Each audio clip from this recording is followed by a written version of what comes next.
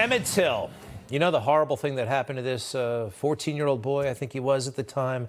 He was visiting relatives in Mississippi. He came from Illinois, and he allegedly sexually harassed a woman in a store, and he was beaten to death for it. A mob came and killed him, lynched him, and horribly, what a travesty, the men who did it were found not guilty, and they all walked. I think I knew that since I was 11 years old. It's a horrible story, and we know about his mother and the coffin, and actually it was an open casket, and the whole world could see the horror that her son went through. And yeah, absolutely awful. We already know it. It is household name type famous lore in America. Everybody knows about Emmett Till.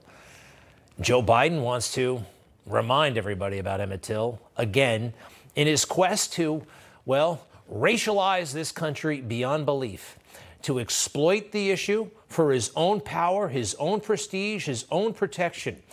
Joe Biden should not be president of the United States. If he wants to be some woke college professor, have at it, although he doesn't have the credentials to do that. But what he did today on the, I think it's the 67th anniversary, I don't know if that's an important anniversary. Do you? It's just barbaric. Barbaric what happened. And seriously, all you moms out there, imagine the courage. All you moms out there, get involved in this matter that we learned about in school. Why is he doing this? Oh, it's the 82nd birthday of Emmett Till. It would have been the 82nd birthday.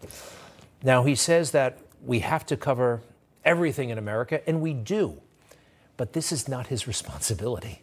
This is not his job to be talking about dark episodes all the time in America. Here he goes. We can't just choose to learn what we want to know.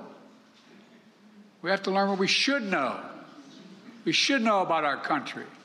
We should know everything, the good, the bad, the truth of who we are as a nation. That's what great nations do. That's what great nations do. This is all to set up a new park, a national park for Emmett Till, one in Illinois and one in Mississippi. This is what great nations do. You know, Joe Biden barely graduated University of Delaware, where he majored in gym. And he's lecturing us about history, the history of America. And he says that this is what great countries do. Does China do it? China's a great nation, and we should hope for the continued expansion. Right. The continued expansion of China is fantastic, right? Maybe into Taiwan. What was he talking about there? President Xi does not go around telling all kinds of stories about the dark happenings in China. They don't do that over there. But he called it a great country. Isn't that interesting? Look, again, this is not Joe Biden's responsibility. He's acting politically. He's trying to cause racial strife, and he is succeeding. I used to think that you pass something that was good, you can make hate go away. Hate never goes away. It just hides. It hides under the rocks. And given a little bit of oxygen by bad people, it comes roaring out again. Bad people. You know who he thinks bad people are? MAGA, right? The MAGA extremists. He said that out loud. MAGA. He's calling MAGA bad people. You know, what a bad message from a president. You know, what did he say? Hate never goes away. Actually, another version of Joe Biden would have said, yeah, hate can go away. Remember his relationship with Strom Thurmond, the racist, segregationist senator from South Carolina. I guess you would say he was a bad guy for a long chunk of his life. But as Joe noted, when he delivered his eulogy in the early 2000s, Strom changed. He was full of hate, and then he changed. Strom Thurmond was also a brave man who, in the end, made his choice and moved to the good side. I disagree deeply with Strom on the issue of civil rights and on many other issues. but I watched him change. We became good friends. You know what? That's kind of nice. That's kind of nice. You know, Joe Biden has never been qualified to be president of the United States, but a little bit of this could have worked somewhat, right? That people change, that hate. He's full of hate himself, and he's telling ghost stories about America. Ever think we'd be talking about banning books in America? Banning history? I'm serious. I'm serious, too. You have no idea what you're talking about. They're talking about banning pornography in schools, and it's happening. The transgender agenda that you are pushing, that you've embraced, it's out of control now. And they say books like this, Gender Queer, should be required reading in middle school. I cracked open a copy of Gender Queer.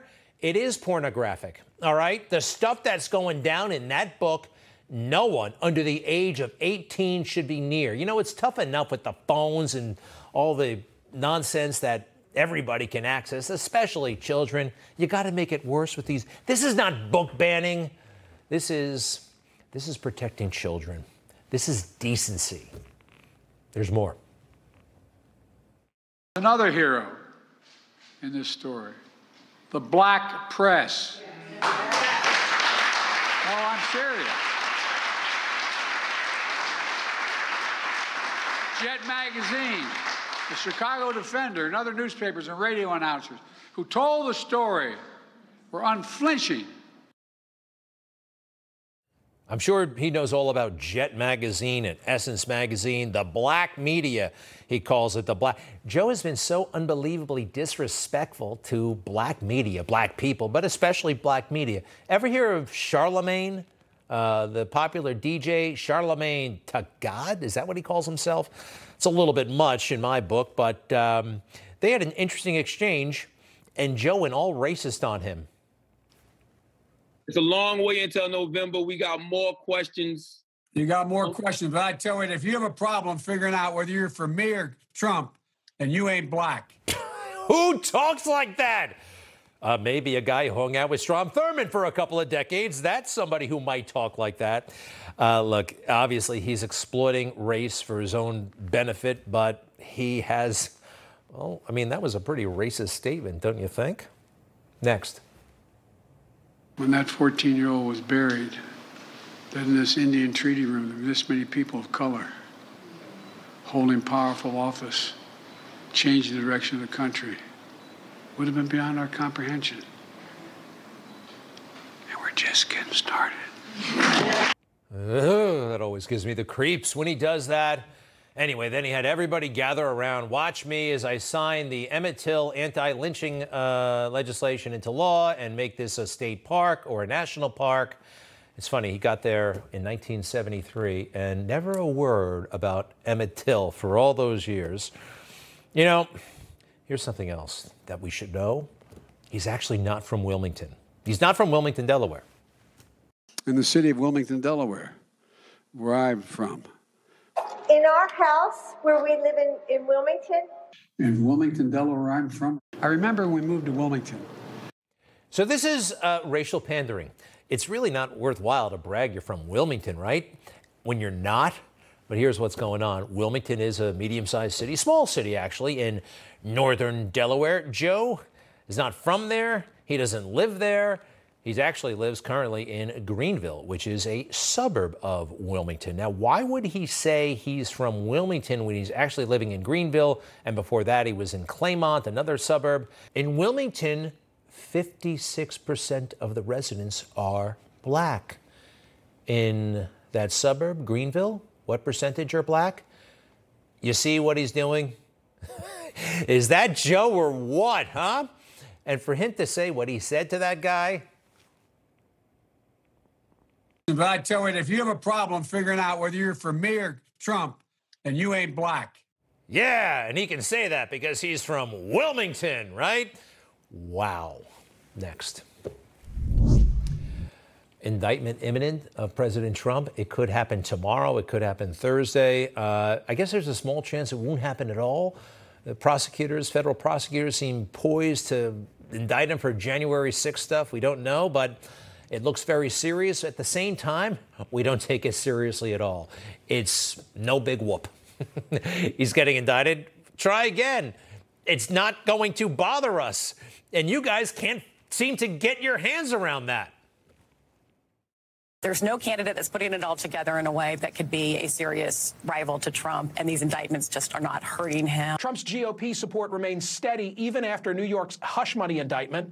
The MAGA base is not moving, just like even after 2 indictments, the Republican base supporting Trump is just airtight.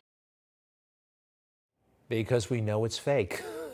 We know that the Justice Department, the prosecutors, that this is completely political. Quite frankly, the prosecutors should be prosecuted. Look at these polls. Poll after poll shows Trump dominating any field he's in. The Republican field, head-to-head matchups against Joe Biden. This is not hurting. Arguably, it is helping. It's interesting. If he is indicted this week, these things seem to evaporate. I remember interviewing Donald Trump at the end of April. A month prior, just 30 days prior to this interview, he was indicted in that crazy case in Manhattan, the whole bookkeeping thing and Stormy Daniels. It wasn't like this big question on the table and, how do I ask? It didn't even cross my mind, anybody's mind. Things move so fast, and we all know in our hearts that this is nonsense, that this is political, and that this is unfair. It's wild. Donald Trump is in trouble. Joe and Hunter. No threat of indictment whatsoever. Hunter is going to plead guilty to some misdemeanors tomorrow, it looks like, and not go to jail. I mean, this is the easiest thing in the world. The confidential human source in that Form 1023, we found out last week, according to the CHS, and he seems pretty credible, the FBI values him, developed this whole big product, that $10 million, 5 to Joe, 5 to Hunter, may have come from Burisma Zlochevsky. How about that? And you add it up all together, including the House Oversight Committee and the work they've done, they estimate $17 million came from Ukraine to the Bidens, and they had it set up very well. Concealed, camouflaged, LLCs galore, various family members, extended family members, wives, ex-wives, girlfriends, grandkids, cousins, you name it. The Bidens, a lot of people were getting money. Meanwhile, does Donald Trump need the money? It's one thing about Trump. This is all the way in 35 years ago. He had enough money to get his own helicopter. You know what that means? He's not susceptible to bribery. You know who is? Joe confesses himself. I had the dubious distinction of being listed as the poorest man in Congress for 36 years. Running around saying you're the poorest man around, that means you're susceptible to bribery. There's a word for that. It's venal. V-E-N-A-L, the definition of which, have you heard about that? Showing up or motivated by susceptibility to bribery. You're a powerful public official and you're going around yelling about how little money you had in your career. That makes you venal. And Joe Biden was doing that very early in his career. He made it clear that he deserved a lot more money. All the way back in 1974, he said to the journalist Kitty Kelly, "I believe we should strive to reach the point where members of Congress give up the right to all income but their annual salaries." Okay, next. "And we can come to that point only when our annual salaries fully reflect the magnitude of our duties and responsibilities." Now, senators, they weigh in on trillion-dollar budgets. They make about $200,000 a year. Joe's standards have never been met. By Joe's definition, he is vastly underpaid, right? You get it? That's why he's open to all kinds of other sources, ulterior sources of income, like the Hunter Biden Art Project. You heard about this. We're getting some numbers about all these paintings that this bad artist, he's not even an artist, he's a grifter, he's a scammer. This stuff is right out of 11th grade high school, not even the special art class. This is just ordinary stuff. Anybody who knows anything about art knows that. In fact, the New York Times, which does a lot to protect the Bidens, and they're doing the same thing here, this is how they characterize Hunter's art. Hunter's paintings have the generic smoothness of the art you might see in a posh hotel room. Now, maybe that sounds like, ooh, wow, it's good enough for a hotel. In the art world, I mean, the real, the people who hang around galleries and know that world, the snooty art types, this is one of the most vicious slams you can offer for art. And that's what they applied. So between the lines, they know it's a scam. And actually, we know it's a scam with this. We don't have to read between the lines. $1.3 million, at least, that Hunter has received, has sold $1.3 million of this junk since 2021, and probably more. And some of the buyers there, this guy he hangs out with, Kevin Morris, who lets him borrow his private plane, and Elizabeth Naftali. She's interesting.